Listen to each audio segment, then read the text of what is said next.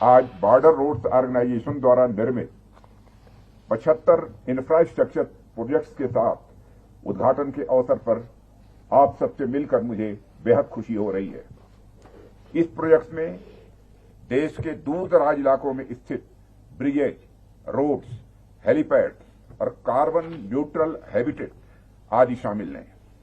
एक साथ इतनी बड़ी संख्या में इंफ्रास्ट्रक्चर प्रोजेक्ट्स का उद्घाटन अपने आप में एक बड़ा रिकॉर्ड है।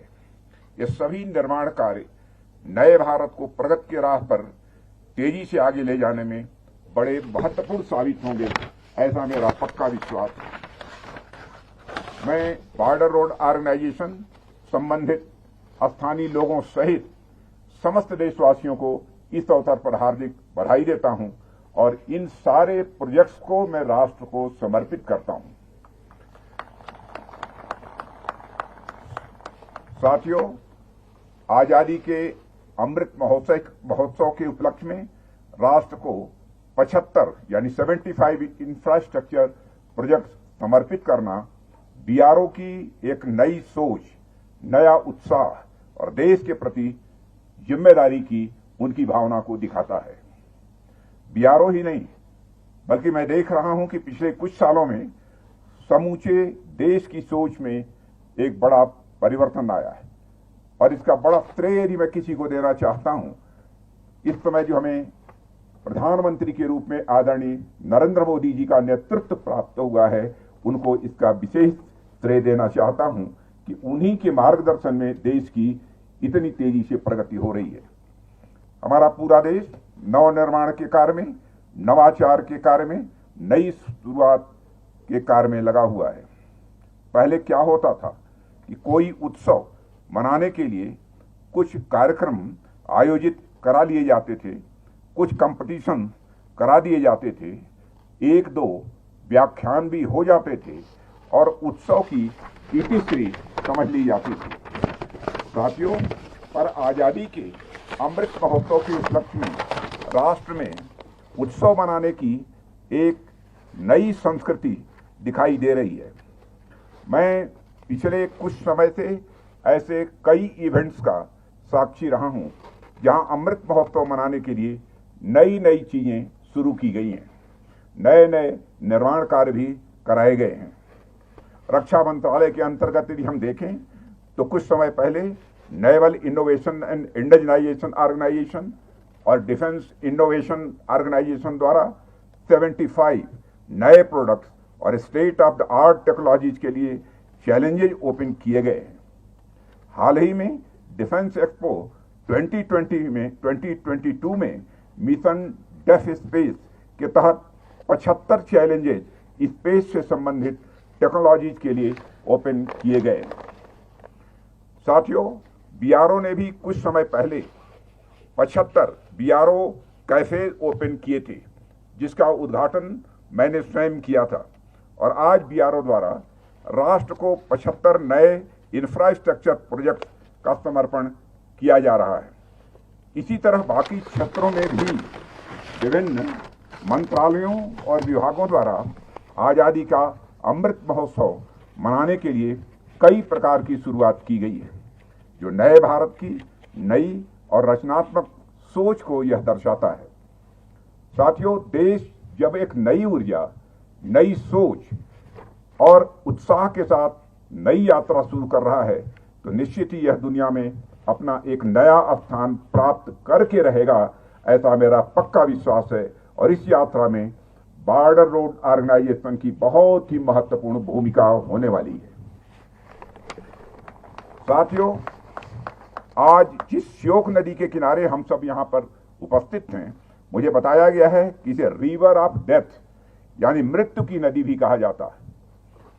पर इस नदी पर अत्यंत कठिन परिस्थितियों में पुल का निर्माण कर आप सभी ने इस इलाके में एक नया जीवन भर दिया है। वैसे मानव सभ्यता का इतिहास अगर हम देखें तो पाएंगे कि प्रारंभ से लेकर अब तक मानव का पूरा संघर्ष मृत्यु पर विजय करने के का रहा है और उसके लिए सतत मनुष्य प्रयत्नशील रहा है। एक तरफ मानव ने मृत्यु को अवश्यंभावी मानकर इसकी अनिवार्यता को तो स्वीकार कर लिया, परंतु दूसरी ओर जीवन के विस्तार के प्रयास में भी अनवरत मनुष्य लगा रहा। मानव अपनी अब तक की यात्रा में जितना ज्ञान विज्ञान का निर्माण कर पाया है, जितना खोज अनुसंधान कर पाया है, जितनी टेक्नोलॉजिकल एडवांसमेंट हासिल कर ली है, उसके पीछे देखा जाए तो अधिक से अधिक जीवन और बेहतर जीवन जी लेने की ही अभिलाषा रहती है। पहले मानव की लाइफ एक्सपेक्टेंसी कम हुआ करती थी, तरह तरह की बीमारियों से उनकी मृत्यु हो जाया करती थी और उसके लिए मानव ने एंटीबायोटिक्स की खोज की। अभी कुछ समय पहले मानव को वायरस का सामना करना पड़ा, तो उसके लिए भी मानव ने एंटीवायरल वैक्सीन की भी खोज कर डाली। अनाज और दूध के ऊपर शोध करके, रिसर्च करके मानव ने उनका प्रोडक्शन बढ़ाने की भी एक नई विधि निकाली और भूखमरी से निजात पाने और अधिक पोषण प्राप्त करने का भी मनुष्य ने प्रयास किया है। साथियों, इसी तरह अनेक चीजें हैं जिन पर रिसर्च कर मानव ने अपने जीवन को लगातार बेहतर बनाने का प्रयास किया है। विभिन्न टेक्नोलॉजी द्वारा कनेक्टिविटी में भी बढ़ोतरी का प्रयास मानव जीवन को सुदृढ़, सुरक्षित और बेहतर बनाने का ही यह प्रयास है। ऐसे में मृत्यु की इस नदी पर 9 जीवनदायी ब्रिज का निर्माण कर आप लोगों ने मानव सभ्यता की इस तथ्य की पुष्टि की है और अपने साहस, पराक्रम और पुरुषार्थ का आप सब लोगों ने परिचय दिया है। इसके लिए भी मैं आप सबको अपनी तरफ से हार्दिक बधाई देता हूं। शून्य से नीचे के तापमान और अत्यधिक ऊंचाई की अनेक चुनौतियों के बावजूद हमारे बॉर्डर रोड ऑर्गेनाइजेशन के कर्मियों के धैर्य, दृढ़ संकल्प और आप लोगों की कर्मठता ने यह महत्वपूर्ण कार्य कर दिखाया है। इसके लिए मैं आप सभी को पुनः हार्दिक बधाई देता हूं। साथियों, अपनी शुरुआत से ही दूर दराज के इलाकों में रोड्स, टनल्स और अन्य बुनियादी ढांचे का निर्माण कर राष्ट्र की प्रगति में बीआरओ अपनी महत्वपूर्ण भूमिका का लगातार निर्वाह कर रहा है। पर पिछले 6-7 सालों में बीआरओ ने जो उपलब्धियां हासिल की हैं वह अपने आप में अभूतपूर्व हैं। इसके लिए मैं बॉर्डर रोड ऑर्गेनाइजेशन की तहे दिल प्रशंसा करता हूं। अपने पिछले कार्यकाल में भी मैं लगातार आप लोगों के कार्यों से अवगत होता ही रहता था, वह चाहे कैपेसिटी और कैपेबिलिटी बिल्डिंग के आपके प्रयासों अथवा नए नए विश्व स्तरीय निर्माण कार्यों जैसे अटल टनल रोहतांग का निर्माण हो, चाहे कैलाश मानसरोवर मार्ग का निर्माण हो, चाहे जोजिला पास को चालू रखने की अवधि बढ़ानी हो, चाहे कुछ समय पहले राष्ट्र को कभी 54 ब्रिजेस का, कभी 43 ब्रिजेस का, तो कभी 27 प्रोजेक्ट्स का डेडिकेशन हो। उमिंगला पास पर 19,000 फीट से भी अधिक की ऊंचाई पर निर्मित दुनिया की सबसे ऊंची मोटरेबल रोड हो। वर्क्स, रोड इंफ्रास्ट्रक्चर और ह्यूमन रिसोर्स मैनेजमेंट में टेक्नोलॉजी को बढ़ावा देना हो। बीआरओ ने एक नहीं अनेक ऐसे काम करते हुए लगातार नए नए रिकॉर्ड कायम किए हैं। बीआरओ भले ही यह कहता है कि आसमान को छोड़कर बीआरओ हर जगह सड़कों का निर्माण करने में सक्षम है, पर उमिंगला पास पर दुनिया की सबसे ऊंची मोटरेबल रोड समेत आपकी अन्य उपलब्धियों को देखते हुए मुझे लगता है कि आप लोग इस बात को भी अब गलत साबित कर चुके हैं। आप लोगों ने अपने पुरुषार्थ, साथियों, आप लोगों ने अपने पुरुषार्थ से स्काई इज द लिमिट की कहावत को पूरी तरह से चरितार्थ करके दिखाया है। आप सभी इसके लिए बधाई के पात्र हैं। साथियों, आज लोकार्पित होने वाले 75 इंफ्रास्ट्रक्चर प्रोजेक्ट्स के निर्माण से हमारे पश्चिमी, उत्तरी और नॉर्थ ईस्ट के दूर दराज के इलाकों में मिलिट्री और सिविल ट्रांसपोर्ट में बड़ी सुविधा मिलेगी। मैं देख रहा था कि ये प्रोजेक्ट्स राजस्थान से लेकर पंजाब, जम्मू कश्मीर, लद्दाख, हिमाचल, उत्तराखंड, वेस्ट बंगाल, सिक्किम, अरुणाचल प्रदेश तक ये फैले हुए हैं। यानी पश्चिम से शुरू होकर नॉर्दर्न सेक्टर होते हुए ये प्रोजेक्ट्स नॉर्थ ईस्ट तक पहुंचते हुए एक विकास माला का यह निर्माण करते हैं। हमारी आर्म्ड फोर्सेस के जवान बड़ी संख्या में ऐसे इलाकों में तैनात होते हैं जहां पूरे साल ट्रांसपोर्ट की सुविधा उपलब्ध नहीं हो पाती है। खासकर ऐसे समय में जब ठंड बढ़नी शुरू होती है, कई इलाकों के रास्ते बर्फबारी के कारण बंद कर दिए जाते हैं। ऐसे में ये सारे पुल, टनल और हमारी सेनाओं तक राशन और मिलिट्री इक्विपमेंट आदि पहुंचाने में यह कारगर साबित होंगे, ऐसा मेरा विश्वास है। साथियों, ऐसे में मैं कह सकता हूं कि सुरक्षा की दृष्टि से हम जिस तरह दिन ब दिन मजबूत हुए हैं, उसमें बीआरओ का अत्यंत महत्वपूर्ण योगदान रहा है। अभी हालिया उदाहरण लें, पिछले दिनों नॉर्दर्न सेक्टर में हमें जिन परिस्थितियों का सामना करना पड़ा और जिस प्रकार हम अपने एडवर्सरी का दृढ़ता से मुकाबला करने में सक्षम रहे, वह बिना उपयुक्त इंफ्रास्ट्रक्चर डेवलपमेंट के संभव नहीं हो सकता था। और आज की अनिश्चितता के माहौल में किसी प्रकार के संघर्ष की संभावना से इनकार नहीं किया जा सकता है। ऐसी स्थितियां हमें इन इलाकों में विकास के लिए और अधिक प्रेरित करती हैं। और साथियों, यह हमारे लिए बेहद गर्व का विषय है कि इन इलाकों के विकास में सहयोग के लिए हमारे पास बीआरओ जैसा एक कुशल और समर्पित संगठन है। साथियों, सीमाई इलाकों के विकास की कुछ खास जरूरतें हैं जिन पर हमने ध्यान दिया और उन पर जमीनी स्तर पर हम लोगों ने काम भी किया है। हमने देखा कि इन इलाकों में ओवरऑल डेवलपमेंट की जरूरत है, जो बिना कनेक्टिविटी के संभव नहीं हो सकता। इसके लिए जहां एक और हमने देश के आंतरिक हिस्सों में भारतमाला जैसी परियोजनाओं के तहत रोड्स, हाईवेज, एक्सप्रेसवेज का निर्माण किया, नए रेलवे ट्रैक्स और एयरफील्ड्स की संख्या बढ़ाई, वहीं सीमाई इलाकों में भी रोडवेज, रेलवेज, हाईवेज, वाटरवेज और एयरवेज का भी तेज गति के साथ हम लोगों ने निर्माण किया है। सीमावर्ती क्षेत्रों में सड़कें न केवल हमारी सामरिक जरूरतों के लिए होती हैं, बल्कि राष्ट्र के विकास में दूर दराज के क्षेत्रों की भी बराबर भागीदारी भी यह सुनिश्चित करती हैं। इस तरह मैंने पहले भी कहा है कि पुल, सड़कें और सुरंग हमारे सामाजिक आर्थिक विकास के साथ साथ मजबूत राष्ट्र और मजबूत लोकतंत्र की सिराएं यानी वह वेन्स हैं।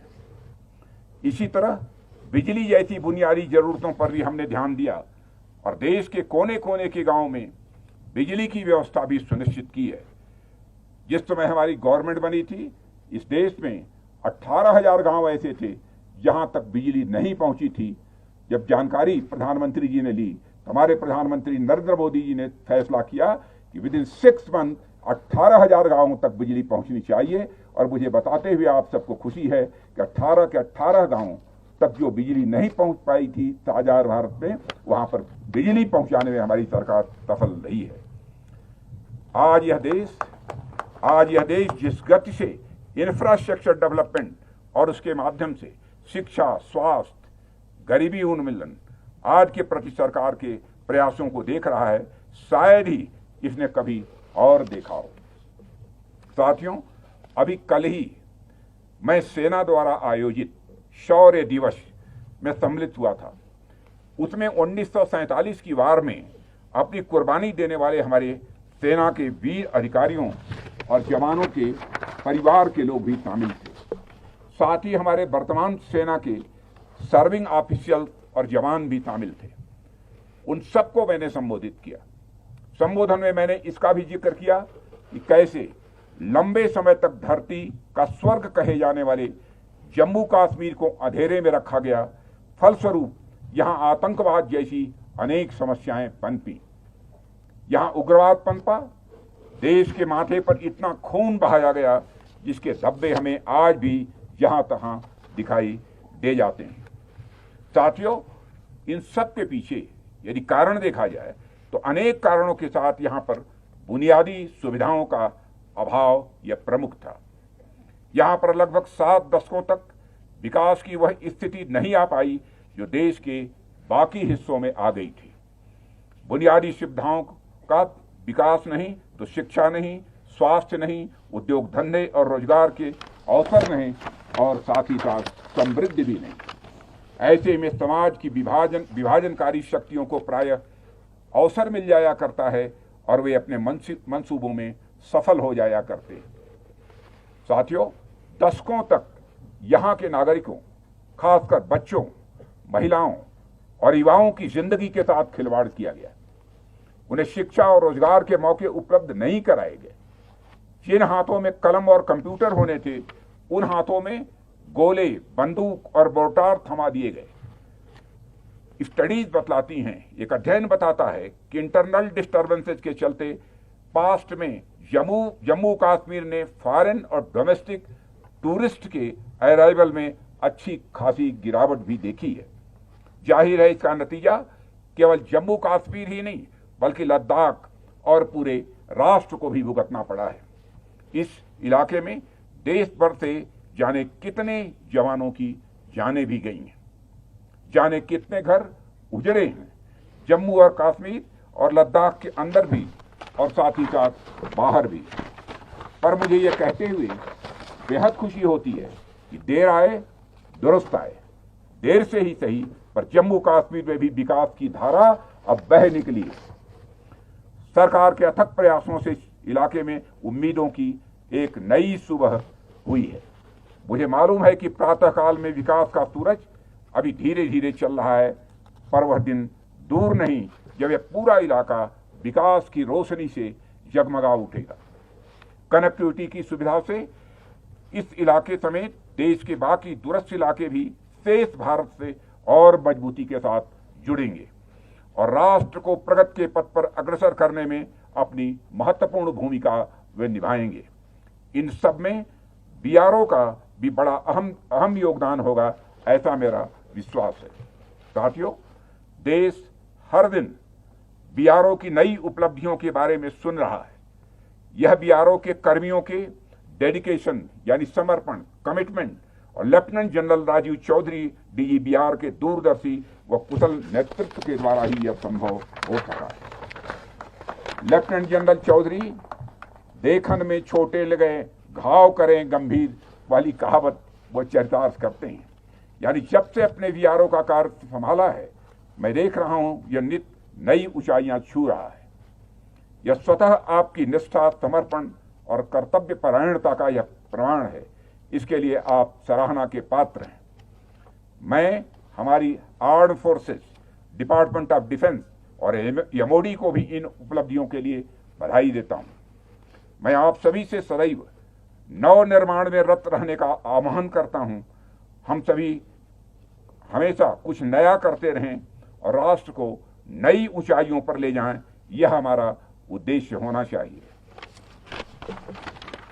अंत में ज्यादा कुछ न कहते हुए मैं एक बार फिर आप सभी को के सम्मिलित प्रयासों की यहां मैं सराहना करता हूं और मैं इन इंफ्रास्ट्रक्चर प्रोजेक्ट्स के उद्घाटन के अवसर पर आप सभी और समस्त देशवासियों को बधाई देते हुए अपना निवेदन यही समाप्त करता हूं। आप सबको बहुत बहुत धन्यवाद।